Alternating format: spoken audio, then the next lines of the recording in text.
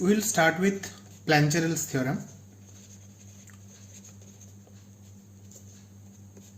which will basically relate the inner product of two functions and the inner product of their Fourier transforms. So till now, from the L2 theory and from the proof of the inverse Fourier transform, we know that these two equations exist. So for two functions, so xt, there exists the Fourier transform, so which is x hat omega is equal to xt e to the power minus I omega t dt, minus infinity to infinity. And also we know that for every x hat omega we have the synthesis equation, that is equal to xt is equal to 1 by 2 pi minus infinity to infinity x hat omega e to the power I plus omega I omega t d omega. Yeah, this is not exact, this is in some sense. This equal to is in some sense. That we understand already now. So, what Plancherel's theorem will say? Plancherel's theorem will say that if you have two signals f and g, then the inner product between f and g, and if their corresponding Fourier transforms are f hat and g hat, then Plancherel theorem says that this is equal to, with a constant 1 by 2 pi f hat g hat. Okay. So how to prove that? So to prove that, we start with a function that say h t is equal to f t convolution g minus t complex conjugate. So this is where we are starting. Define this. Now assume that everything is like L2 such that you have the well definition of Fourier transform and well definition of the inner products. So f is L2, g is L2, so f dash is f hat is L2, g hat is L2. These are well defined, and you have this convolution of two L2 functions, that is also L2. These are understood. So now first let us try to see that what will be the Fourier transform of this function separately. So if you take a function which is g minus t complex conjugate, then what will be the Fourier transform of this? So this will be equal to integral minus infinity to infinity g minus t complex conjugate e to the power minus I omega t dt. This is the Fourier transform. So which will be equal to, so we will do a substitution, that is tau is equal to say minus t. If so, then this minus infinity will be plus infinity, this plus infinity will be minus infinity, and dt will be minus d tau, isn't it? So that minus will come here, and that like the two limits will again interchange, so you will have the same limit. The minus sign will go out. So this will be g tau e to the power plus I omega tau d omega, d tau, isn't it, with a complex conjugate. So what does that mean? It means I will take the complex conjugate together here, so it will become g tau e to the power minus I omega tau, the entire complex conjugate d tau. Tau is a real number and this is a linear operation, so the complex conjugate goes out, so it will become minus infinity to infinity g tau e to the power minus I omega tau d tau, the entire thing complex conjugate. I can write star or something. Actually let us write the bar. What is this? This is the Fourier transform of gt. This is g hat omega, complex conjugate of that. So the Fourier transform of g minus t complex conjugate is g hat omega complex conjugate. So this is the Fourier transform definition. You understood this? You understand this sign conversion, so this minus sign came, etc. Now we know that if you take Fourier transform of this, we know that Fourier transform of ht is essentially Fourier transform of ft into Fourier transform of g minus t complex conjugate. This we have proved in last class that for two signals which are convolved, if you take the Fourier transform, so in that spectral domain it will be product multiplied. So this is some h hat omega, this is equal to f hat omega, and this is equal to g hat omega transpose, g hat omega conjugate. This is this. So if I write now from here, what is ht? Ht is basically inverse Fourier transform of this. So 1 by 2 pi inverse Fourier transform h hat omega e to the power I omega t d omega plus. So what is that? 1 by 2 pi minus infinity to infinity f dash omega g hat f hat omega g hat omega bar e to the power plus I omega t d omega. Now this up to this point is simple, right? Now what we will do, put t is equal to 0. So basically you will compute h0. So h0 will give me 1 by 2 pi integrate minus infinity to infinity f hat omega g hat omega bar, this is unity because e to the power I is 0, e to the power 0 is 1 d omega. Now check this integral. What is this? This is the inner product. So this h0 is equal to 1 by 2 pi inner product between f hat and g hat. So we get the right hand side of the so-called Plancherel's theorem. Now you need to show that the left hand side is also same. It will be fg. So what is the ht is equal to simply ft convolution g minus t complex conjugate, right? Then I can write it in the integral form minus infinity to infinity f tau. This will be g t minus tau, but that t is coming with a negative sign, right? So it will be g, so tau minus t d tau. Now you put again t is equal to 0. So you will get h0 is equal to integrate minus infinity to infinity f tau g tau complex conjugate d tau. What is this? This is the inner product formula for f and g. So you see that here we have proved h0 is equal to 1 by 2 pi inner product of f hat and g hat. Here I proved h0 is equal to inner product of f and g. So hence they are same.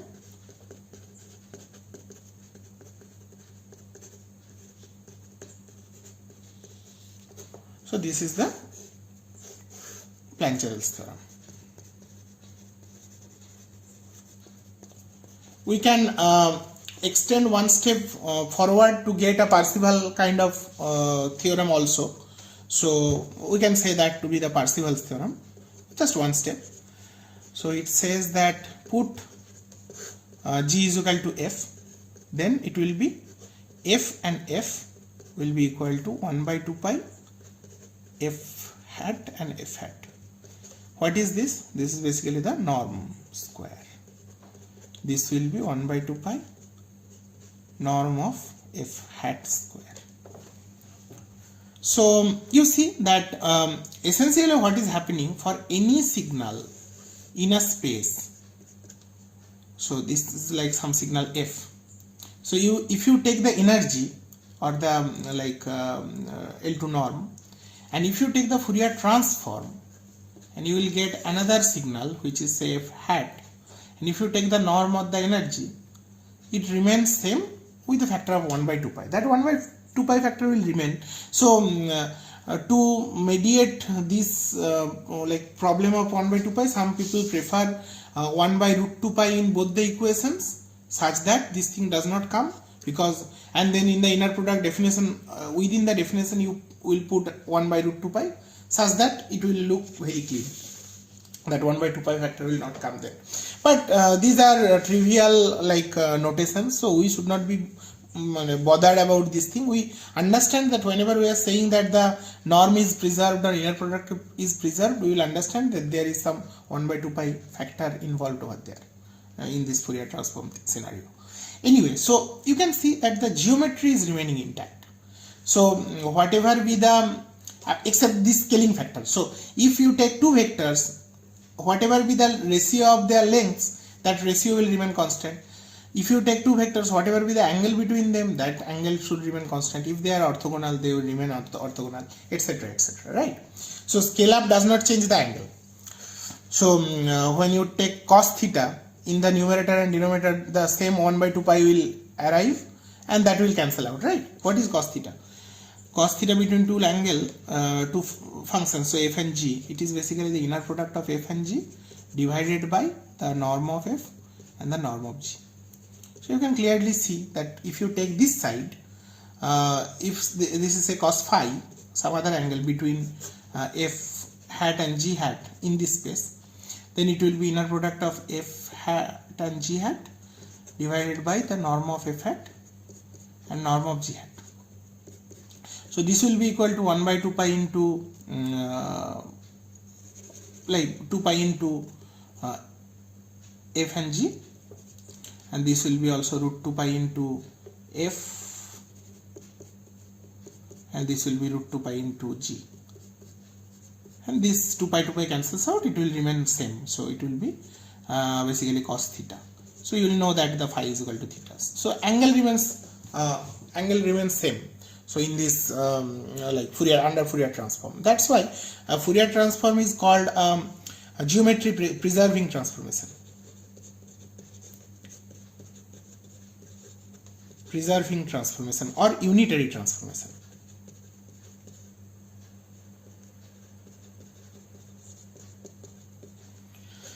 Or unitary transformation.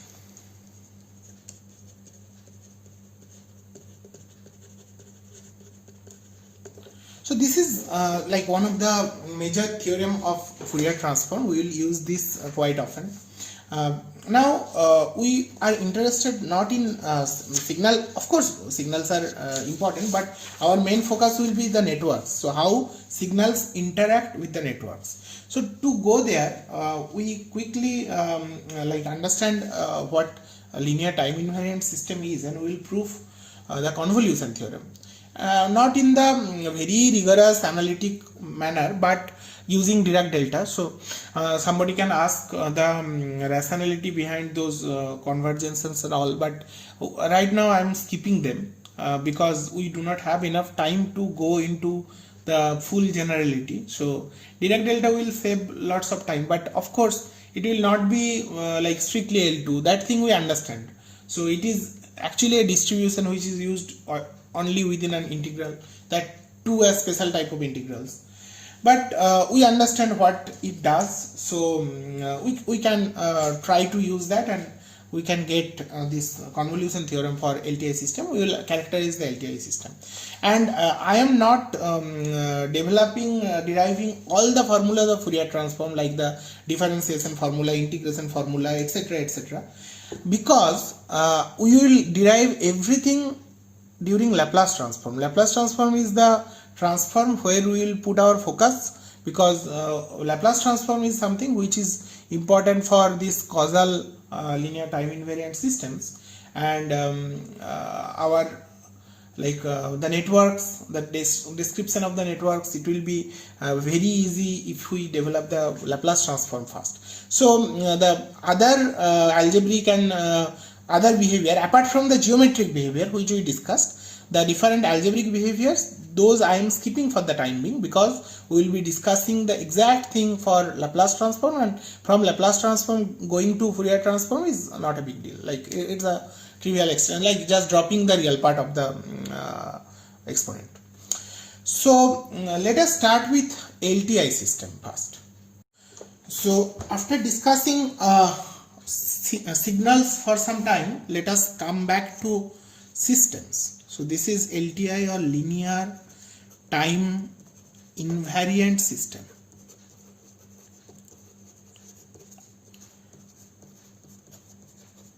So a signal is coming xt, it is passing through a device. So this I will name as system or network. So for example, when you give some say box input to a RL network, say, so, and then you are measuring the voltage here, so we can visualize this to be a system. The network which we discussed in the first few classes, that is basically a system. Now we want to say that the kind of network we will be talking about, they are all LTI network or LTI system, linear time invariant mostly. Yeah, of course we will talk a little bit about diode also, which is non-linear and active device, but most like resistor, capacitor, inductor, transformer, these kind of systems are linear time invariant system. So what does that mean? It means, so firstly linear, it means if suppose the system like acts as some function on the input. So if the input is xt goes, what comes out of the system is f of xt. F is a function whose input is also a function, so it is called sometimes operator, like function whose input is also function and output is also function, so that thing is called an operator.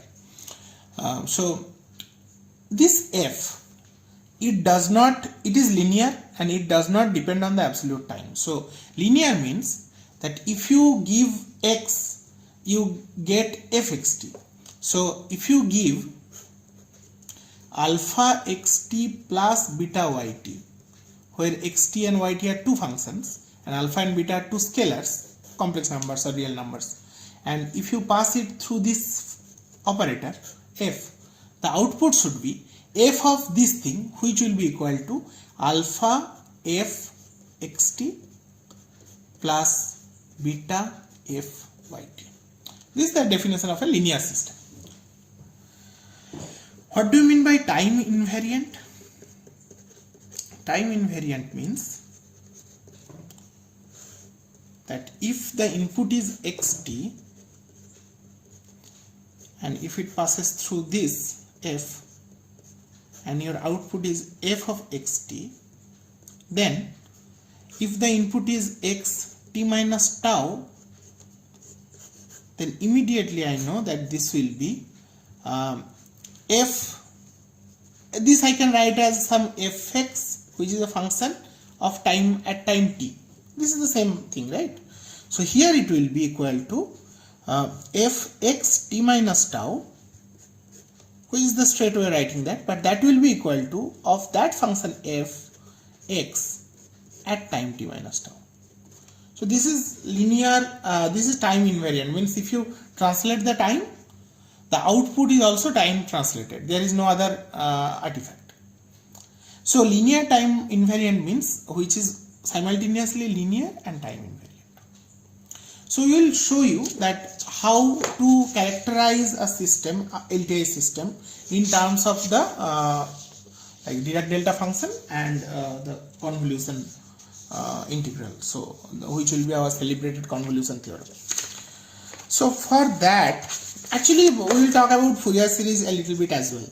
So first let me construct the convolution integral. So one way of representing a signal, which is like any arbitrary signal, for the time being we are working on L2, but it may not be necessarily restricted to L2, but nevertheless. So L2 signal, any signal xt can be written as this integral, x tau delta t minus tau d tau. which is basically the convolution of x with delta. So this convolution integral we have discussed in the last class. So now what I want to show you, that this integral, if you look at some other integrals, say the Fourier integral. What is the Fourier integral? The inverse Fourier transform integral. It is some function which is like some weight function multiplied with the continuous uncountably many basis function, right? And this is some weight function, and you are doing some linear combination, some weighted averaging, and you are getting back the signal, right? Here also you are having a similar kind of waveform where this is something which can be visualized as some basis function, isn't it? Actually, how did you develop this? You are developing this as some limiting, or like applying some limiting process on some kind of nice kernel, be it fair kind of kernel or sciencey kernel, which is like one form of Dirichlet kernel, and then the box kernel or the Gaussian kernel. So you are applying this kind of kernels to the limit such that the variance in the Gaussian kernel becomes 0, or the width of the box kernel becomes 0, the height becomes infinity, and the area under the under this particular function becomes unity. Now one thing to observe is that if you take two deltas, so say you are taking at delta 0, you are taking another delta at delta say 0.15. So if I ask you that what will be the inner product between this, assuming they are some kind of function, weird kind of function, clearly the inner product means what? You are multiplying them and performing integration. Now clearly one thing is sure, if their index is different, then at this point, at the point time t is equal to 0, this second delta value is 0, right? And at this point t is equal to 0.15, the first delta's value is 0. So when you multiply them, you will get only 0 and integrate that will generate 0. So if you take some inner product, some delta t1 and delta t2 of these Dirac delta functions, what you are getting? You are basically getting like 1 if t1 is equal to t2, obviously, because then these two are like coinciding, and you are getting 1, or you are getting 0 when they are not equal to 0, and they are not equal, t1 and t2. So they are kind of behaving like orthonormal basis functions, and this is an uncountable set. Just like the complex exponential in the inverse Fourier transform case, this is an uncountable set. So like unlike the Fourier series, this is not so much useful for orthogonal representation of the signal. Nevertheless, this expansion is orthonormal expansion if you visualize them to be the uncountable basis function and these to be the coefficients, the inner products. Okay, so in that understanding, what we will do, we will imagine that and this is a linear combination, right? This integral is nothing but a linear combination. So just like your alpha x1 and beta y, alpha xt plus beta yt case here, where alpha and beta were the weights or coefficients and these are the functions, you can visualize this to be a linear combination of the deltas which are shifted, which are orthonormal, and these are the coefficients. Okay, the shift is real number, that's fine. So this is a linear combination. So we expect that if we apply this on a linear time invariant system, the system will work on these basis functions separately and then added together. That is the idea. Now imagine that your system, whatever with the LTI system you are having, if you give input delta t, let us assume that your output is some function which is ht. Let us assume. So assume that if you provide input delta t, the output which is coming out of the system is ht. So ht is supposedly the unit impulse response. Dirac delta is like an impulse. So this is another name of the Dirac delta function, Dirac delta. So this is a supposedly unit impulse response. Why unit? Unit means the area under this curve is 1.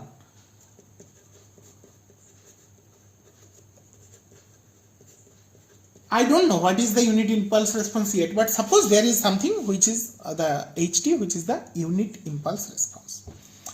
If so, the system is time invariant. Then if the input is delta t minus tau, what will be the output? This is time invariant, so output will be ht minus tau. We have discussed that, time invariant. If your input is xt minus tau, output will be fx t minus tau.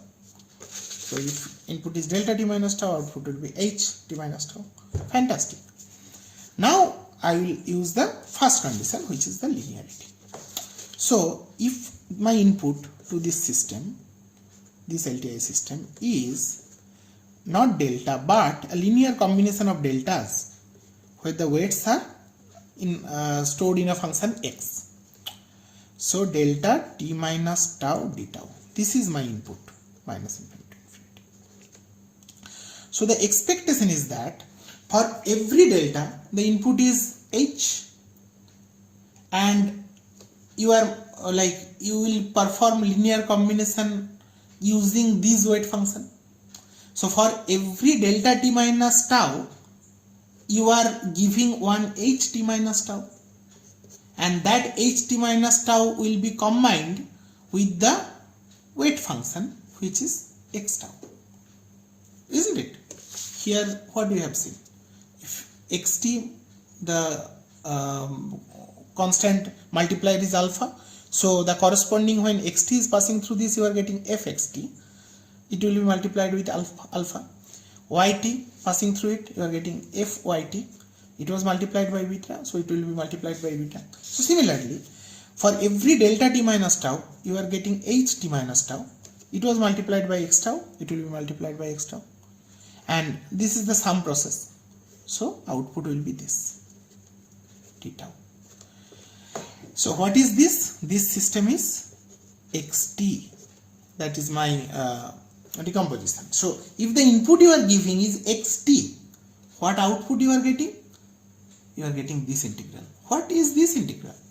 This integral is actually the convolution between x and h. Observe, x and h.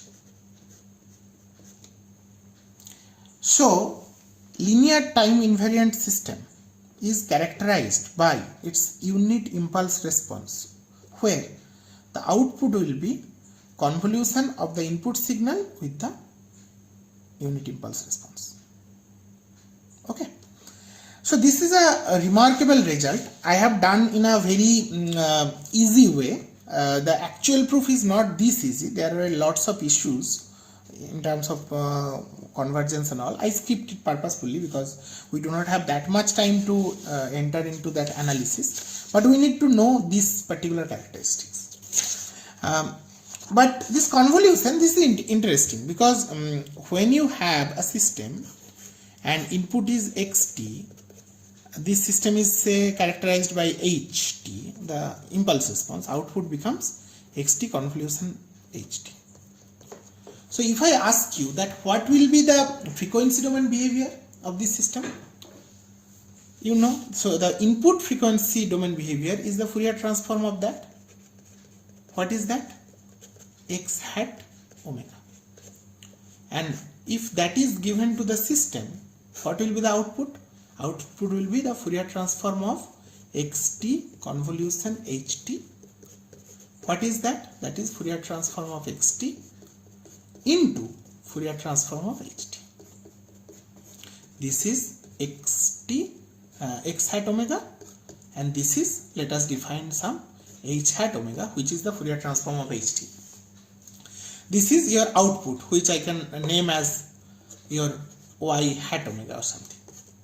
Okay, so output is some y, this is some yt, so this will be some y hat omega in the frequency domain. This is the frequency domain. After taking the Fourier transform, this is the time domain. If so, then how do you characterize h hat omega, which is the Fourier transform of ht? So h hat omega will be the output frequency response divided by the input frequency response, the Fourier transform. And what it will be ht? Ht will be the inverse Fourier transform of h hat omega. So simply 1 by 2 pi integral h hat omega is y hat omega divided by x hat omega e to the power plus I omega t dt.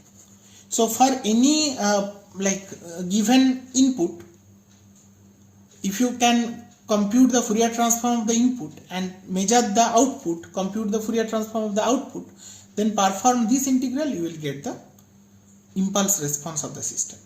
And the corresponding Fourier transform, the frequency domain representation, is called the transfer function.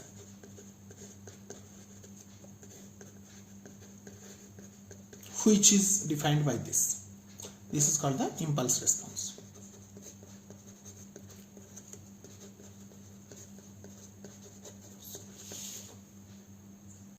One common terminology of Fourier transform is spectrum.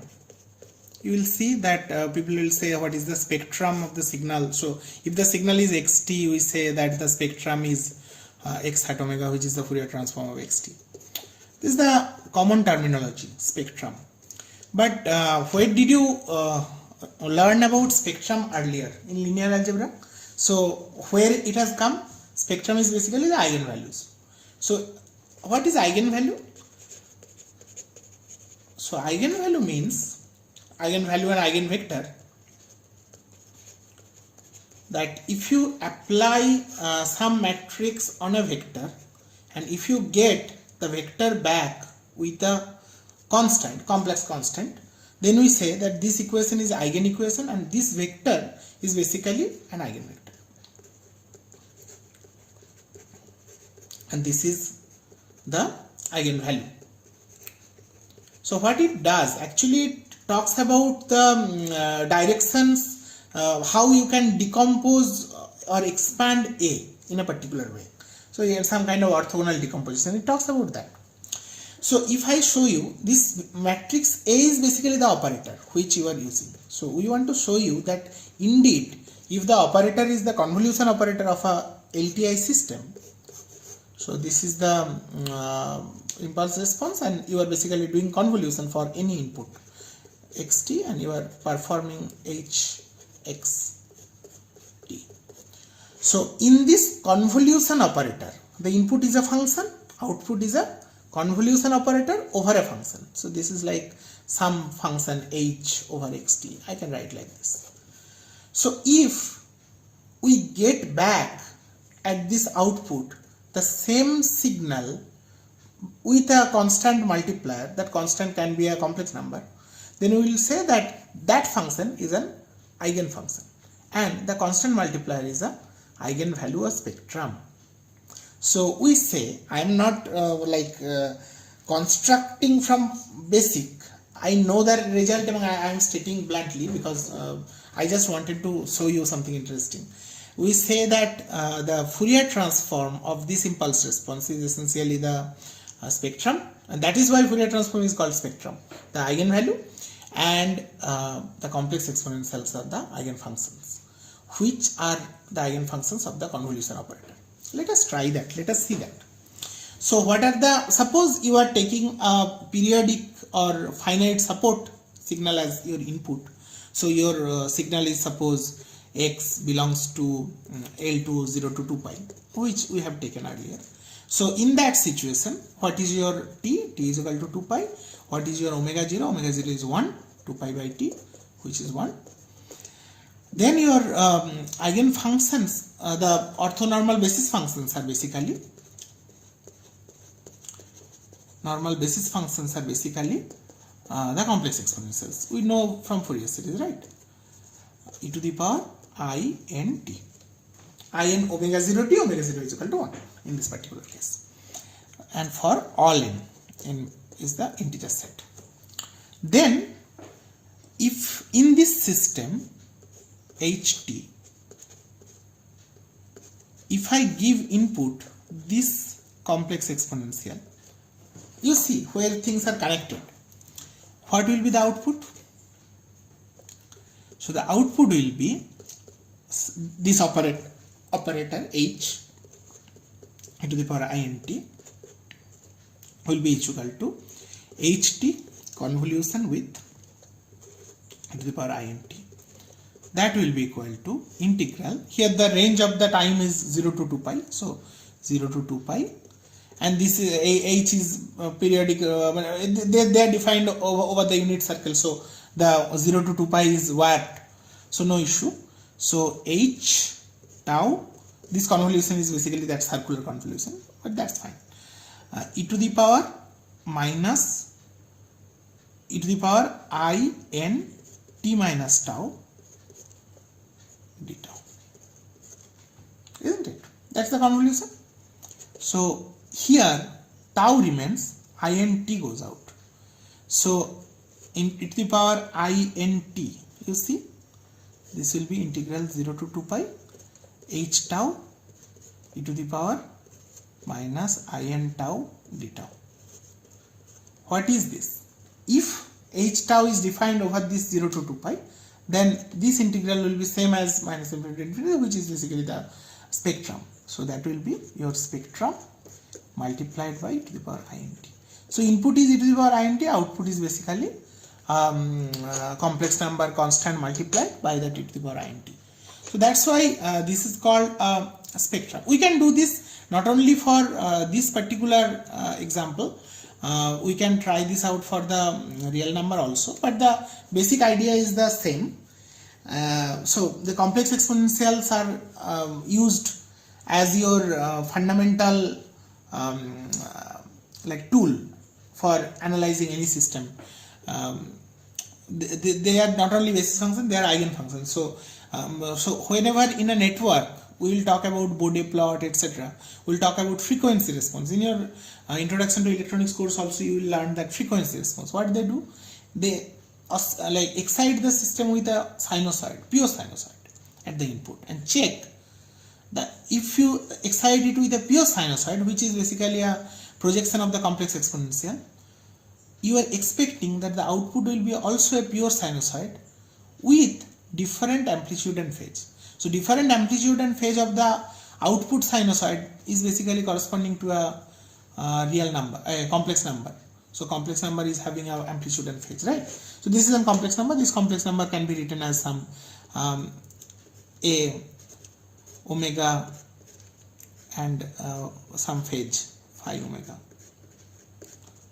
e to the power I omega t. So this amplitude and phase factor will come to the sinusoid of the complex exponential, and that factor you will observe in an oscilloscope if you give to any network, say RC network. We will do actually these things. If you give a pure sinusoid, you will get another pure sinusoid with a different amplitude and phase, and that amplitude and phase if you measure, then you will be able to plot the entire h hat omega for different omegas, which is called the Bode plot. We will talk about these things after the derivation of Laplace transform. So these things will be encountered again and again.